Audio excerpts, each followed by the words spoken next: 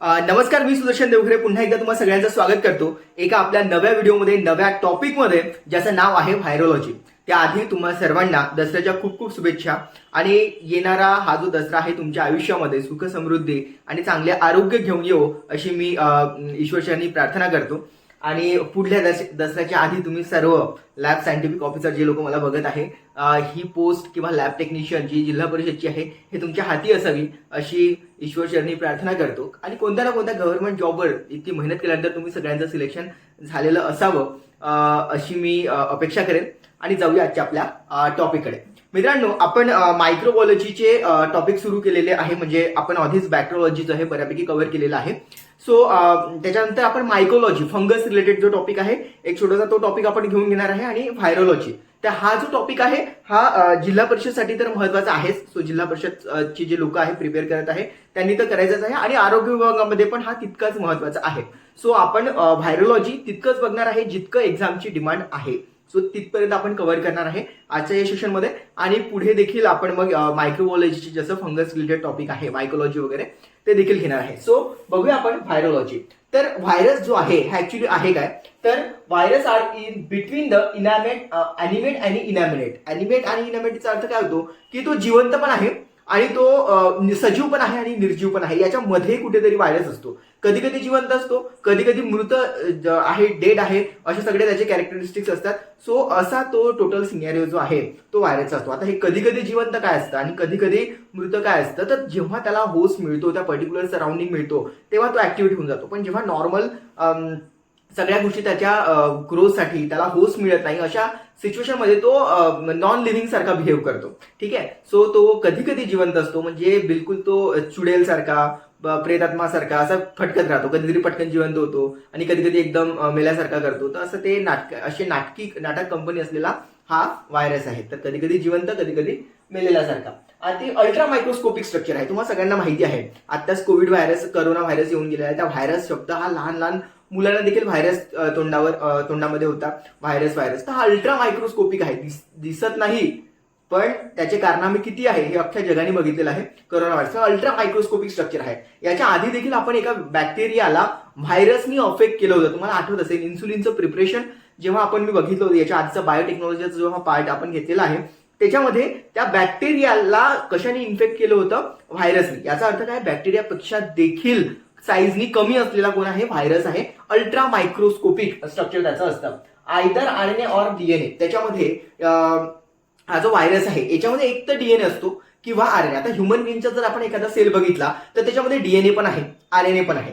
पण व्हायरस हा एक असा लिव्हिंग ऑर्गॅनिझम म्हणता येणार नाही आपल्याला त्याला, पण असा एक ऑर्गॅनिझम आहे की मायक्रोस्कोपिक ऑर्गॅनिझम आहे, अल्ट्रा मायक्रोस्कोपिक ऑर्गॅनिझम आहे, की ज्याच्यामध्ये एक तर डीएनए असणार आहे, नाही तर मग आरएनए, दोन्ही सोबत प्रेझेंट राहू शकत नाही. आणि याच्याच बेसिसवर पुढे येणार आपण क्लासिफिकेशन देखील बघणार आहे की आरएनए बेस कोणकोणते आपल्याला व्हायरसेस आहेत. त्याच्यावर प्रश्न देखील विचारले जातात की खालीलपैकी कोणते हे आरएनए बेस व्हायरसेस आहे, खालीलपैकी कोणते हे डीएनए बेस व्हायरसेस आहे. ते टॉपिक आपल्याला माझ्या नेक्स्ट सेशनमध्ये असणारच आहे.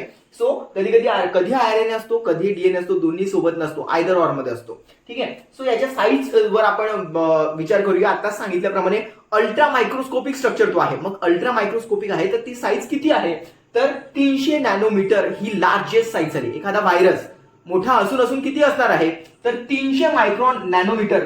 300 नॅनोमीटर, नॅनो म्हणजे 10⁻⁹ होते, 10⁻⁹. आपण जेव्हा बॅक्टेरिया त्याला मायक्रो मध्ये बघितलं तुम्ही 10⁻³ मध्ये, हा 10⁻⁹ मध्ये आहे, नॅनोमीटर मध्ये आहे. सो 300 नॅनोमीटर इतका छोटा हा त्याचा मॅक्झिमम साईज झाला. आणि कमीत कमी छोटा किती असू शकतो, तर 20 नॅनोमीटर. तर बघा, लार्जेस्ट साईजचा जर व्हायरस कोणता असेल मग त्याची साईज किती आहे, तर 300 नॅनोमीटर इतकी त्याची लार्जेस्ट साईज झाली. सर्वात कमी किती, तर त्याची 20 नॅनोमीटर इतकी सर्वात कमी हे झालं. बरं, त्याच्या साईज शेप जे असतात, बरं इतका छटाकभर नाही म्हणताना, इतका अल्ट्रा मायक्रोस्कोपिक स्ट्रक्चर असताना त्याचे चोचले बघा किती आहे. चोचले म्हणजे असे म्हणतो मी तुम्हाला की एवढ्या मायक्रोस्कोपिक अल्ट्रा मायक्रोस्कोपिक स्ट्रक्चर असताना देखील त्याच्या वेगवेगळ्या शेप पण आहे. आता बघा, शेपमध्ये मी रॅबीज व्हायरस सांगितलं. रॅबीज म्हणजे तुम्हाला माहिती असेल की जर एखादा रॅबीज असलेला किंवा पिसाळलेला कुत्रा जर चावला तर तो जो पर्सन असतो तो देखील कुत्र्यासारखा बिहेव करतो. तुम्हाला माहिती असेल हा रॅबीज डिसीज आहे. आणि मेन त्याचं सिम्पटम जे आहे ते हायड्रोफोबिया आहे. म्हणजे तुम्ही गुगलला एखाद्या वेळेस सर्च करा हायड्रोफोबिया किंवा मग रॅबिजचा पेशंट, तो पाण्यापासून दूर पळण्याचा नेहमी प्रयत्न करतो. So hydrophobia is a major symptoms in a rabies. ठीक आहे. तर हे जे रॅबिजचा जो व्हायरस आहे तो बुलेट सारखा असतो. रॅबिजचा जो व्हायरस असतो हा कसा असतो, बुलेट सारखा असतो. तसं बुलेट लक्षात ठेवायचं. आणि कुत्र्यासारखं बिहेव करत आहे, करतात ते लोक, आवाज काढतात काय आणि पाण्याला भितात काय, असे सगळे हे रॅबिजचे हे आहे. पण रॅबिज व्हायरस हा बुलेट शेपचा असतो. त्याच्यानंतर पॉक्स व्हायरस आहे.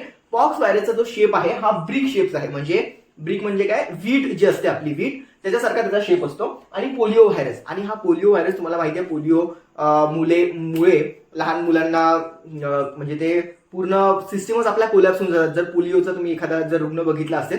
म्हणूनच लहान मुलांना पोलिओचे डोस दिले जातात. अमिताभ बच्चन आपले दरवेळेस त्याची ऍडव्हर्टाईज करत असतात. आणि पोलिओ म्हणून व्हॅक्सिनेशन ते ओरल व्हॅक्सिन आहे, ते व्हॅक्सिन दिलं जातं. आता हे जो पोलिओचा जो व्हायरस आहे हा स्पेरिकल शेपमध्ये आहे. कसं लक्षात ठेवायचं, छोटे छोटे गोलू मुलू एकदम मुलं असतात त्यांना आपण ते पोलिओचे व्हायरस देतो. हे जे गोलू मुलू एकदम गालगिल फुगलेले असे छोटे छोटे मुलं असतात, ते गाल फुगलेले गोल गोल चेहऱ्याचे जे मुलं असतात त्यांचा आपण असा चेहरा काढून घ्यायचा आणि हा कोणता व्हायरस झाला, पोलिओ व्हायरस झाला, असं काहीतरी लक्षात ठेवायचं. सो ब्रिकवाला कोणता आहे, पॉक्स. मी हा ब्रिक काढलेली आहे, इथे एक चौकोन काढला आहे, वीट काढली, त्याच्यावर मी पॉक्स लिहून ठेवलं, माझ्या लक्षात राहील आता ते. ठीक आहे. आणि पोलिओ व्हायरस गोलगोल छोटे छोटे गोलगोल चेहऱ्याचे मुलं असतात, गालगिल फुगलेले, आणि तेच पोलिओ आता माझ्या लक्षात राहिला. आणि तो जो व्हायरस आहे कोणता, रॅबिज, तो रॅबिज व्हायरस जो आहे तो बुलेट शेपचा आहे. कारण की ते पिसाळलेले कुत्रे असतात, त्यांना आपल्याला मारावंच लागेल, कारण ते आपल्याला चावतील, आपल्याला रॅबिज सारखे डिसीज होतील, म्हणून त्यांना आपल्याला शूट करायचं आहे. म्हणून आपण ते काय लक्षात ठेवणार, बुलेट शेपचा तो आहे. तर असे काहीतरी मी माझे बनवले आहे, असं तुम्ही पण बनवा. याचं रिझन काय आहे आपल्याला वाटताना आपण लक्षात ठेवून, अरे यार लक्षात नाही राहणार का, bullet shape, brick shape, spherical shape लक्षात राहते तुम्हा सगळ्यांचा, काही त्याच्याबद्दल माझं हे नाहीये. पण जेव्हा इतका सगळा अभ्यास तुम्ही करता तेव्हा नेमकं तुम्हाला जे पाहिजे असते तेव्हा तुम्हाला कन्फ्युजन येते, यार ते ब्रिकवालं होतं की मग स्पेरिकलवालं होतं, मग स्पेरिकवालं होतं की मग बुलेट शेपचं होतं. नेमकं असेच कन्फ्युजन आपल्याला पेपरमध्ये होतात, तुम्हाला माहिती असतं. आणि मग तो इकडला तिकडले ऑप्शन झाला की आपला 1 मार्क कमी, आपल्यापेक्षा 1 मार्क जास्त असलेला सिलेक्ट. ठीक आहे. तर हे मी असे माझ्या वेळेस बनवून ठेवले होते. तुम्हालाही सांगतो, पोलिओ व्हायरस, गोलू मुलू चेहरे लहान लहान मुलांचे, स्पेरिकल शेप, ब्रिक शेपचा पॉक्स लक्षात ठेवायचा, रॅबिज कुत्र्यांपासून, आणि असे कुत्रे मारणे खूप गरजेचे आहे, म्हणून ते बुलेट लक्षात ठेवायची, बुलेट शेपचा मग तो व्हायरस असतो. बरं, याचं स्ट्रक्चर कसं असते ते बघूया. याचं जे स्ट्रक्चर आहे, central core consist of nucleic acid, RNA असतो किंवा डीएनए असतो. खूप मेहनत काढून मी हे डायग्राम काढण्याची प्रयत्न केलेला आहे व्हायरसचा. ज्यांचा डायग्राम चांगली असेल, ड्रॉइंग चांगलं असेल, त्यांनी मला कृपया माफ करावं. खूप वेळ लागला हे सगळं काढण्यासाठी, मला सर्वात डिफिकल्ट टास्क होती. हा सेंटर मधला जो तुम्हाला पोर्शन दिसून राहिला याला आपण काय म्हणू शकतो, एक तर आरएनए व्हायरस तो असणार आहे किंवा डीएनए. हा दोन्ही जे आहे ते न्यूक्लिक ऍसिड आहे. आरएनए म्हणजे काय, रायबो न्यूक्लिक ऍसिड. डीएनए म्हणजे काय, डीऑक्सिरायबो न्यूक्लिक ऍसिड. सो हा जो सेंटरचा पोर्शन तुम्हाला दिसत आहे त्याला आपण म्हटलंय न्यूक्लिक ऍसिड. एक तर त्याच्यामध्ये आरएनए असणार आहे, एक तर मग डीएनए, दोन्ही सोबत राहत नाही, जे मी ऑलरेडी तुम्हाला वर सांगितलेलं आहे. Protein coat around the central core is called the capsid. आता हा तुम्हाला याच्या भोवती, ह्या आरएनएच्या भोवती किंवा डीएनएच्या भोवती एक प्रोटीनचा कोट दिसून आला, आपण त्याला काय म्हटलेलं आहे, कॅप्साइड. बघा मी इथे लिहिलेलं आहे कॅप्साइड. सो एक प्रोटीनचा कोट जो आहे त्या डीएनए आणि आरएनए भोवती असतो त्याला काय म्हणतात, तर त्याला कॅप्साइड असं म्हणतात. प्रश्न विचारले जाऊ शकतात, जे मी आता सांगतोय ते. नंतर subunit of a capsid is called as a capsomere. हे जे तुम्हाला कॅप्साइड दिसतं, याचे छोटे छोटे जे पार्ट तुम्हाला दिसत आहे याला काय म्हणतात, कॅप्सोमर असं म्हटलं जातं.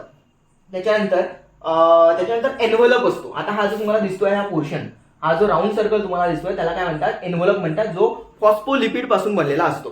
सो याला आपण काय म्हटलंय, एनव्हलप, जो की कशापासून बनलेला आहे, फॉस्फोलिपिड पासून बनलेला आहे. त्याच्यानंतर protein subunit or a surface of a envelope is called peplomer. प्रोटीनचे सब युनिट, हे जे तुम्हाला इथे दांड्या दिसत आहेत, कधी हा स्पेरिकल शेपच्या पण असतात, कधी हा स्क्वेअर शेप मध्ये पण असतात, ते याला म्हणतात पेप्लोमर. याला पेप्लोमर म्हणतात, किंवा मग आपण त्याला स्पाइक असं म्हणू शकतो. स्पाइक म्हणजे काय, जसं कमची आपण त्याला म्हणतो स्पाइक, किंवा बाहेर आलेला पोर्शन आपण त्याला म्हणू शकतो, प्रोजेक्शन असलेला, तर त्याला तुम्ही स्पाइक पण म्हणू शकता किंवा मग पेप्लोमर पण म्हणू शकता. सो पेप्लोमर काय, हे जे आउटवर्ड आलेले जे तुम्हाला दिसत आहे ते कधी राऊंड शेपचे असतात किंवा स्क्वेअर शेपचे पण असू शकतात. सो त्याला पेप्लोमर पण म्हणतात, स्पाइक, प्रोजेक्शन, आणि हे प्रोटीन पासून बनलेले असतात. ही डायग्राम हे त्याचं एक्सप्लेनेशन आहे. कल्टिवेशन ऑफ व्हायरस जेव्हा आपण करतो तर ते कल्टिवेशन ऑफ व्हायरस होत असताना त्याच्यामध्ये वेगवेगळ्या मेथड्स आहेत. जसं ॲनिमल इनॉक्युलेशन आहे, त्या ॲनिमलला आपल्याला काय करायचं आहे, त्या व्हायरसनी अफेक्ट करायचं आहे, त्याच्यापासून त्या व्हायरसचं कल्टिवेशन करायचं, म्हणजे त्याला वाढवायचं आहे. ते व्हायरस वेगवेगळ्या ठिकाणी मेडिसिनलमध्ये, वॅक्सिन्समध्ये यूज करणार आहे. तर सर्वात त्या व्हायरसचं आपल्याला कल्टिवेशन करायचं आहे. ते व्हायरस आपल्याला हवे आहे, तर आपण कसं करणार, एखाद्या ॲनिमलला त्याला अफेक्ट करून देणार त्या व्हायरसनी, आणि त्या व्हायरसनी अफेक्ट झाला की त्याच्यापासून ते व्हायरस आपण कलेक्ट करणार. तर त्याच्यामध्ये एक खूप मोठी प्रोसेस असणार आहे. असं होणार नाही की एकदा आपण बघितलं आणि लगेच तो व्हायरस नी अफेक्ट झाला तो पोर्शन आणि आपण तो घेऊन घेणार. तर ते एकदम इतकं इझी नसते. त्या अॅनिमलला आपल्याला पहिले त्या व्हायरसनी अफेक्ट करून घ्यायचं आहे आणि ते व्हायरस नंतर कलेक्ट करायचं आहे. अशा प्रकारे आपण काय केलं, कल्टिवेशन केलं त्याचं. त्याच्यानंतर एका चिक एम्ब्रिओ म्हणजे अॅनिमलला अफेक्ट करून त्यांना मारणं किंवा त्यांना त्रास देणं, याच्यापेक्षा चिकचे जे एम्ब्रिओ असतात ते एक बेटर मेथड आहे की ज्याच्यापासून आपण काय करू शकतो की कलेक्ट करू शकतो ते व्हायरसेस. म्हणजे अॅनिमलला कोणाला त्रास न देता एम्ब्रिओ स्टेजवर जे चिक्स असतात त्यांच्यापासून पण आपण त्याचं कल्टिवेशन करू शकतो. किंवा मग टिश्यू कल्चर, टिश्यूला आपण वेगळं करून त्याच्यापासून सेल एक तर ऑर्गनचं कल्टिवेशन करू शकतो किंवा मग सेल कल्चर. तर अशा पद्धतीने आपण त्या व्हायरसचं काय करू शकतो, कल्टिवेशन करू शकतो. एका व्हायरसपासून खूप सगळे व्हायरस बनवू शकतो आणि अशा प्रकारे त्या व्हायरसचं आपण काय करू शकतो, कल्टिवेशन करू शकतो. यानंतरचा जो टॉपिक आहे तो आपण लगेच बघणार आहे, टाइप्स ऑफ व्हायरसेस, जो की खूप जास्त महत्वाचा आहे. सो मित्रांनो, आता आपण बघूया की मी तुम्हाला आधीच सांगितल्याप्रमाणे की काही असे व्हायरसेस आहेत ज्याच्यामध्ये काय असतं, फक्त डीएनए असतं, आणि काही असे असतात की यांच्यामध्ये काय असतं, आरएनए असतं. आणि याच बेसिसवर आपण व्हायरसेसचे काय बघितले आहे, टाईप बघितले आहे. आणि ते कोणकोणते टाईप आहेत, डीएनए बेसिसवर कोणकोणते व्हायरसेस असतात आणि आरएनए बेसिसवर कोणकोणते व्हायरस असतात, त्यानुसार आपण त्याचं क्लासिफिकेशन बघितलं आहे. त्यानुसार त्या व्हायरसेसची जनरल इन्फॉर्मेशन बघितलेली आहे. तर बघूया आपण classification of viruses on the basis of a presence of DNA and RNA. So classification of virus दोन पार्टमध्ये डिवाइड झालेला आहे. डीएनए व्हायरस याचा अर्थ त्या व्हायरसमध्ये डीएनए असतो, आणि आरएनए व्हायरस म्हणजे याचा अर्थ त्या व्हायरसमध्ये जो आहे तो काय असतो, आरएनए असतो. तर मग असे कोणते व्हायरसेस आहे जे डीएनए व्हायरस आपण त्याला म्हणू शकतो, किंवा जेनेटिक मटेरियल न्यूक्लिक ऍसिड त्याच्यामध्ये डीएनए असते. तर पहिला आपण बघितला आहे ऍडिनो व्हायरस. आता हा ऍडिनो व्हायरस जो आहे याची जे काय म्हणतात त्याला साईज आहे 70 ते 90 नॅनोमीटर इतकी आहे. 70 ते 90 नॅनोमीटर इतकी आहे.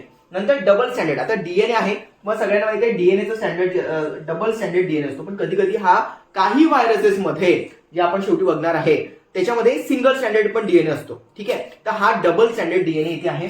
त्याच्यानंतर आपण बघितलं आहे एन्व्हलप ऑफसेट. आता तो जो मी तुम्हाला जेनेटिक मटेरियल काढलं होतं त्याच्या भोवती आपण काय काढलं होतं, आणि त्याच्या सर्वात नंतरची जी होती त्याला आपण एन्व्हलप म्हटलं होतं. ते एन्व्हलप कधी कधी ऑब्सेंट असतं. तर इथे एन्व्हलप जे आहे ते काय आहे, ऑब्सेंट आहे. कॅप्साइडची लेअर मी तुम्हाला सांगितलं होतं की आरएनए असतात किंवा डीएनए असतात, त्याच्याभोवती कॅप्साइड असतात, आणि कॅप्साइडची बाहेरची जी लेअर होती त्याला आपण काय म्हटलं होतं, एन्व्हलप म्हटलं होतं. तर ते एन्व्हलप इथे ऑब्सेंट असतो या ऍडिनो व्हायरसमध्ये. प्रश्न विचारला जाऊ शकतो, खालीलपैकी कोणामध्ये जे एन्व्हलप आहे तो ऑब्सेंट आहे, मग तो कोणता आहे, तर ऍडिनो व्हायरस आहे. Virus is a multiple nucleus. त्याच्यामध्ये न्यूक्लियस जे असतात ते कसे असतात, मल्टिपल मध्ये खूप सगळे न्यूक्लियस प्रेझेंट असतात. रेस्पिरेटरी डिसीज याच्यामुळे होऊ शकते, किंवा कंजेक्टायव्हिस हा डोळ्याच्या रिलेटेड डिसीज आहे, किंवा रेस्पिरेटरी डिसऑर्डर आहे. रेस्पिरेशन संदर्भातले जर काही व्हायरस रिलेटेड डिसीज असेल तर तेव्हा ऍडिनो व्हायरसमुळे किंवा या फॅमिलीमध्ये असलेले व्हायरस जे आहे त्याच्यामुळे हा डिसीज होऊ शकतो. पुढे बघा, हर्प्स व्हायरस जो आहे याची जी नॉर्मल साईज असते ती 100 पासून तर 200 नॅनोमीटर पर्यंत असते. नंतर हा पण डबल स्टँडर्ड असतो, आणि याच्यामध्ये सेन्सिटिव्ह एन्व्हलप असते. जे मी तुम्हाला एन्व्हलप सांगितलं होतं कॅप्साइडच्या लेअरच्या बाहेरचं, ते एन्व्हलप इथे प्रेझेंट असते. स्किन लेशन, स्किनवर वेगवेगळे काय म्हणतो त्याला स्किनवर चट्टे वगैरे पडणं किंवा डाग पडणं, हे सगळं त्याच्यामध्ये येणार. एन्सेफलायटिस सारखं, चिकन पॉक्स सारखे जे डिसीज आहे ते हेल्थ व्हायरसमुळे होतात. व्हेरिसोला झोस्टर, ज्याच्यामुळे कोणते कोणते आपल्याला समोर व्हायरसेसमुळे होणारे जे डिसीज आहे ते देखील आपण कव्हर करणार आहे. आणि सायटोमेगॅलो व्हायरस, हे सगळे जे हे सगळे जे व्हायरसेस आहे किंवा हे सगळे जे डिसीज आहे it is related with the herbs virus. ठीक आहे, सो हा व्हेरिसोला झोस्टर झालं आणि सायटोमेगॅलो व्हायरस झालं.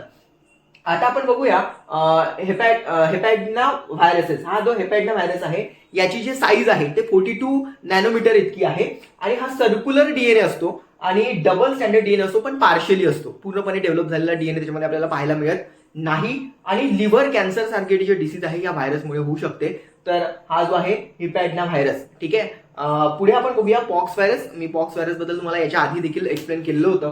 पॉक्स व्हायरस जो आहे तो ब्रिक शेपचा असतो असं मी आधीच तुम्हाला सांगितलं आहे, पण कधी कधी तो ओव्हल शेपचा पण असतो. आता ब्रिक शेपचा आहे तर त्याला काहीतरी लेंथ असणार आहे, काहीतरी त्याला विड्थ असणार आहे. 230 ते 300 नॅनोमीटर इतकी त्याची लेंथ, आणि विड्थ जी आहे ते 200 ते 250 इतकी त्याची विड्थ असते. डबल स्टँडर्ड डीएनए हा सुद्धा असतो. स्किन लेशन्स जे आहे ते याच्यामुळे होता. व्हेरिसोला, व्हॅसिना, नंतर एव्हियन पॉक्स सारखे जे व्हायरसेस आहे ते या फॅमिलीमध्ये पॉक्स व्हायरसेस मध्ये डील करतात. त्याच्यानंतर पॅपोव्हा व्हायरस जो आहे हा 40 ते 50 नॅनोमीटर इतकी त्याची रेंज असते. आणि ह्युमन वॉट, आता वॉट म्हणजे काय होतं की आपण त्याला कुरूप वगैरे तुम्ही ऐकलं असेल, तर तो प्रकार आहे तो ह्युमन वॉट होण्याचे कारण जे आहे तो हा पॅपिओ व्हायरस आहे. आणि पॅपिलोमॅटा रॅबिज देखील याच व्हायरसमुळे होतो. नंतर पार्व्हो व्हायरस, आता हा पार्व्हो व्हायरस जो आहे सर्व या सगळ्यांमध्ये आपण जर साईज बघितली तर सर्वात कमी साईज कोणाची आहे तर हा पार्व्हो व्हायरस आहे. डीएनए मध्ये बोलतोय बरं मी. तसा पण सर्वात कमी साईज असलेला जो व्हायरस होता तो पण त्याची रेंज आपण किती सांगितली होती, कमीत कमी आपण 20 सांगितली होती, जास्तीत जास्त आपण किती सांगितली होती 300 सांगितली होती. तर इथे जर आपण डीएनए संदर्भात बघितलं तर सर्वात स्मॉल साईजचा कोणता आहे तर सर्वात स्मॉल साईजचा पार्व्हो व्हायरस आहे, ज्याची फक्त रेंज जी आहे ही 20 नॅनोमीटर इतकीच आहे. नंतर सिंगल स्टँडर्ड डीएनए असतो. तर असा कोणता आता सांगितल्याप्रमाणे मी तुम्हाला असा कोणता व्हायरस आहे, डीएनए व्हायरस आहे की ज्याच्याकडे तो डीएनए व्हायरस असून देखील सिंगल स्टँडर्ड असतो, असा जर प्रश्न विचारला तर त्याचा आन्सर जो आहे तो पार्व्हो व्हायरस आहे. गॅस्ट्रो एन्टेरेटायटिस अँड ए हिमोलायटिक डिसीज जर कोणत्या व्हायरसमुळे होत असेल तर हे आहे पार्व्हो व्हायरसमुळे होणारे डिसीज. आता आपण बघणार आहे हे सगळे जर तुम्ही याच्यामध्ये लक्षात ठेवण्यासारखी जर काही गोष्ट असेल की सर्वात मोठा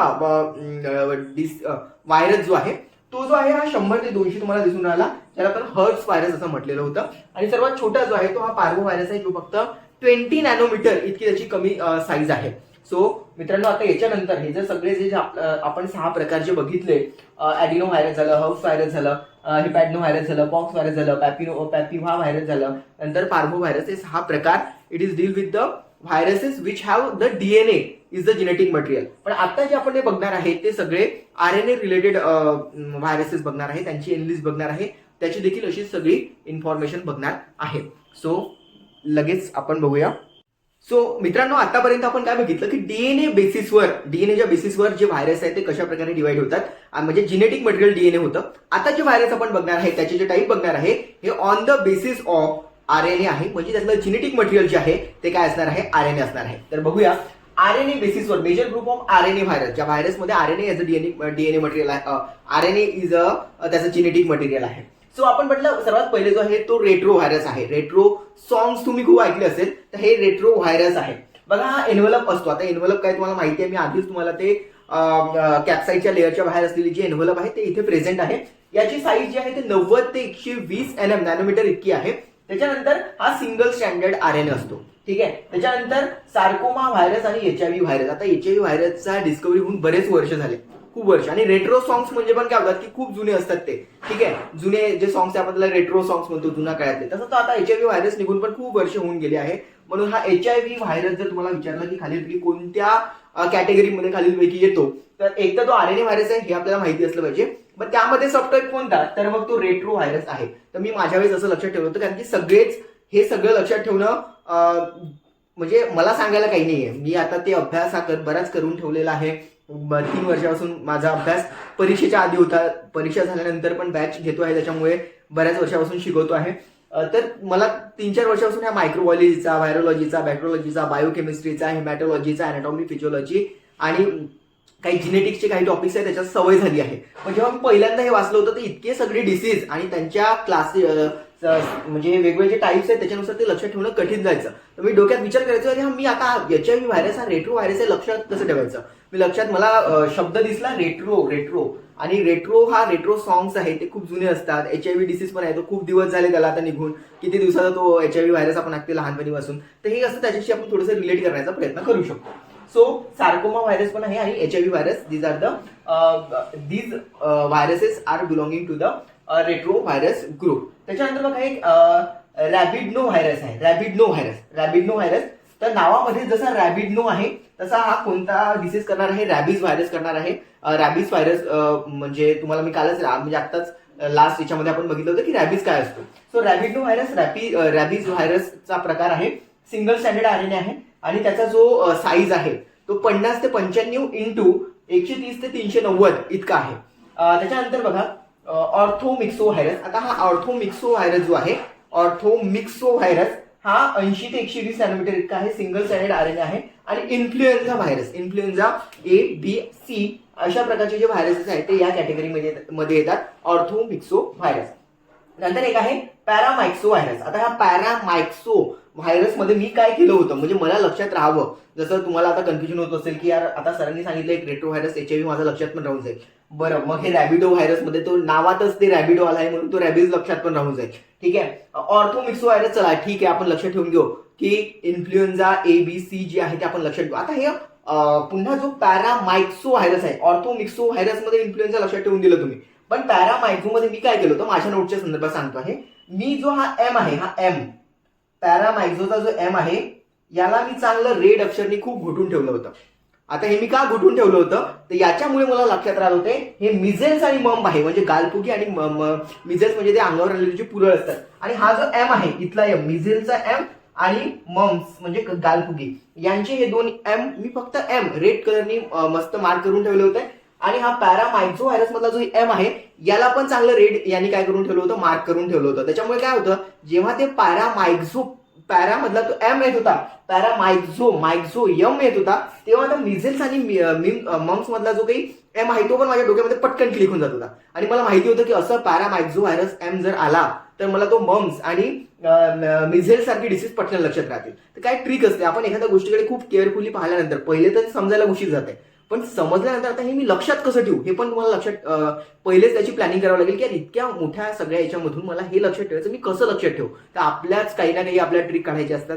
कोणी त्या युट्यूबवरच सगळं काही विश्वास ठेवायचा नाही, ते पण आपल्यासारखे असतात. मी तर म्हणतो तुम्ही तुमच्या ट्रिक चांगला काढा, युट्यूबवर चांगले असे व्हिडिओज तुम्ही काढू शकता जर तुम्ही तुमचं डोकं चांगलं लागत असेल तर. सो पॅरामायक्झो एम, तर इथे मिझेल्स आणि मम्सचा पण काय आहे एम आहे. नंतर बॅड कोल्ड आहे, नंतर रेस्पिरेटरी इन्फेक्शन आहे, ते देखील या व्हायरसमुळे होते. 150 ते 300 नॅनोमीटर पर्यंत याची रेंज असते. आणि सिंगल स्टँडर्ड RNA हे सगळे जे आपण बघितले ते सिंगल स्टँडर्ड RNA आहे. नंतर आता बघा व्हायरसची विचित्र नावं सुरू झाले. टोगो व्हायरस, ठीक आहे. पहिला आपण कोणता लक्षात ठेवला होता, रेट्रो, नंतर रॅबिडो, नंतर ऑर्थोमिक्सो, त्याच्यानंतर पॅरामायक्झो त्यातला तो यम रेड कलर लिहिलेला, त्याच्यानंतर टोगो व्हायरस. ठीक आहे. आता हा टोगो व्हायरस बघा, याची 40 ते 70 नॅनोमीटर इतकी रेंज आहे, सिंगल स्टँडर्ड RNA आहे हा. आणि मेनिंगो एन्सेफेलायटिस आणि लिम्फॅडनोपॅथी आणि येलो फिवर आणि डेंग्यू व्हायरस सारखे जे व्हायरसेस आहेत ते या टोगो व्हायरस मध्ये येतात. त्याच्यानंतर ॲडिनो व्हायरस मध्ये आपण बघूया. ॲडिनो व्हायरस मध्ये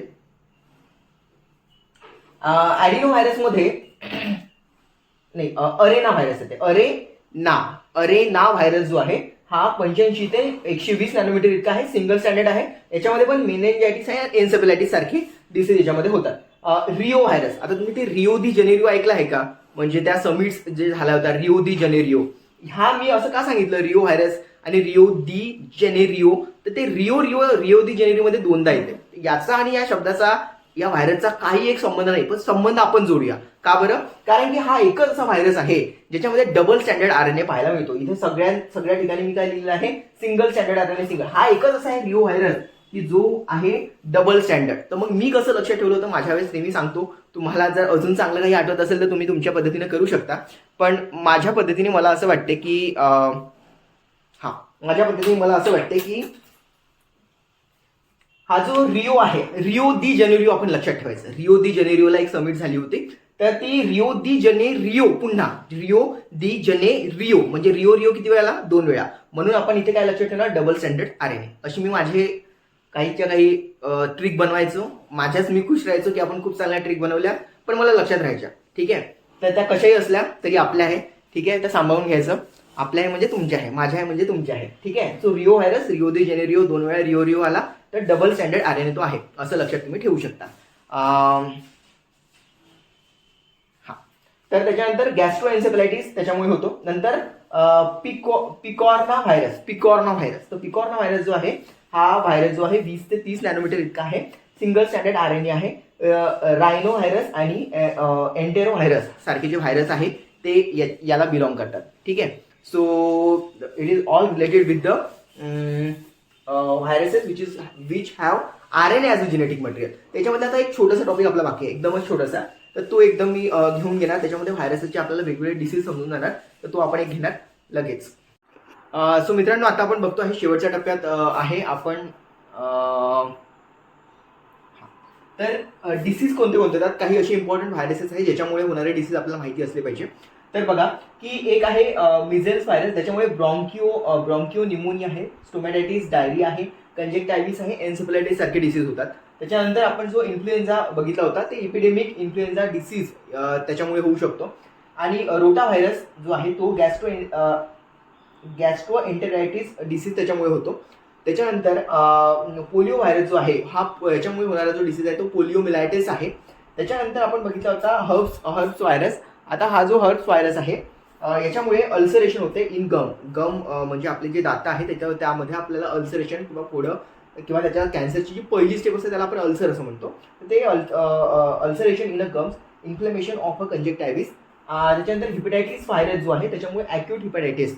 तर असे हे ऑब्वियस आहे हिपॅटायटिस, तुम्हाला माहिती असेल ABCD. तर त्या सगळे जे हेपॅटायटिस आहे व्हायरस त्याचे ॲक्यूट हिपॅटायटिस होण्याचे चान्सेस या व्हायरसमुळे आहे. तो पण व्हायरल डिसीज आहे. जसं हिपॅटायटिस एक चांगलाच जबरदस्त डिसीज आहे HIV सारखाच. जसं HIV खूप इफेक्टिव्ह आपल्याला व्हायरसमध्ये दिसून येतो. करोना व्हायरस आपण बघितला आहे. तसंच हिपॅटायटिस जो आहे कोणत्याही पेशंटला जेव्हा आपण डील करतो सर्जरी संदर्भात तेव्हा त्याचा HIV तर केलीच जाते, पण त्याच्यासोबत त्याचा HIV सारखे डिसीज जे असतात HIV सोबत HbA सारखी टेस्ट केली जाते जी की हिपॅटायटिस B साठी असते, तसेच A साठी आणि C साठी पण असते. तर हे हिपॅटायटिस व्हायरसमुळे होते. सो मित्रांनो हा टोटल सिनॅरिओ आहे व्हायरसेसबद्दल. तर जिल्हा परिषदची एक्झाम खूप जवळ आहे. जिल्हा परिषदच्या एक्झामसाठी हा एक्झाम पॉईंट ऑफ व्ह्यू तर महत्त्वाचा आहेच, पण जिल्हा परिषदसोबतच आरोग्य विभागाची एक्झाम जी आहे ती इतर 1.5 महिन्यात इथून तुम्हाला पाहायला मिळेल. 1.5 ते 2 महिन्यामध्ये तिथे देखील हा व्हायरोलॉजी जो टॉपिक आहे हा खूप महत्त्वाचा आहे. सो याच्यानंतरचा जो आपला टॉपिक असणार आहे हा मायकोलॉजी म्हणजेच आपण फंगस संदर्भातला तो व्हिडिओ असणार आहे. सो चॅनलला लाईक करा, शेअर करा, सबस्क्राईब करा. व्ह्यू बरेच लोक करत आहे, पण त्याला सबस्क्राईब करण्याचे जे प्रमाण आहे, लाईक करण्याचं प्रमाण आहे ते खरंच खूप कमी आहे. सो खूप मेहनत मी मित्रांनो तुमच्यासाठी करत आहे. सो तुमच्या त्या लाईक आणि शेअरच्या बटनमुळे मला थोडंसं इन्स्पिरेशन मिळतं की मी आणखी चांगले व्हिडिओ तुमच्यापर्यंत घेऊन यावं. सो भेटूया आपण आपल्या नेक्स्ट व्हिडिओमध्ये. तोपर्यंत जय महाराष्ट्र.